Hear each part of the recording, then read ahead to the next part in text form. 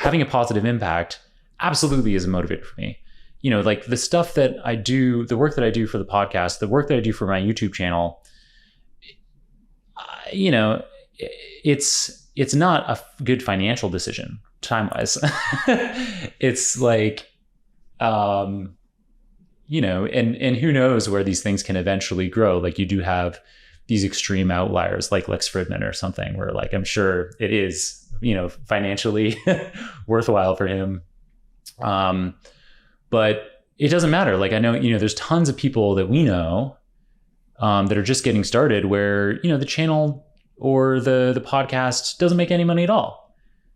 But it's this process of making something for somebody else that is inherently rewarding, and that it makes it so easy to stick to that schedule and get that video done, get that podcast episode done.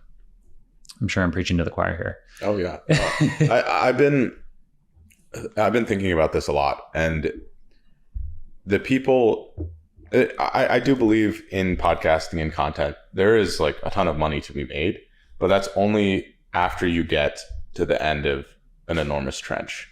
And the only way that you get through that trench is you have to really love it, and you have to feel like you're making a meaningful impact. At least for me, you have to feel like you're making a meaningful impact on other people's lives. It's, you know, a lot of content is about two things. It's like, one, your individual willingness to continue to pursue it, and two, understanding of your audience and, you know, meeting what is most interesting to them. And I think you only really need one of those, because if you're willing to do it long enough, then an audience will naturally find you for those stories that you're telling. Or if you're just really good at nailing the audience, you can probably accumulate a following faster, but you might burn out because it's like, oh, I'm constantly trying to meet the needs and interests of these other people. I mean, one of the reasons you're on what, 600 episodes, 600, 700? We're over 700 okay. Now. Yeah. And you know, one of the reasons I think this will be 160 something, 170. The reason we've been able to make so many episodes or produce so many things is because, you know, like, yes, I care about the audience. I would like them to listen, but I'm pursuing my own interest of talking to people. Totally.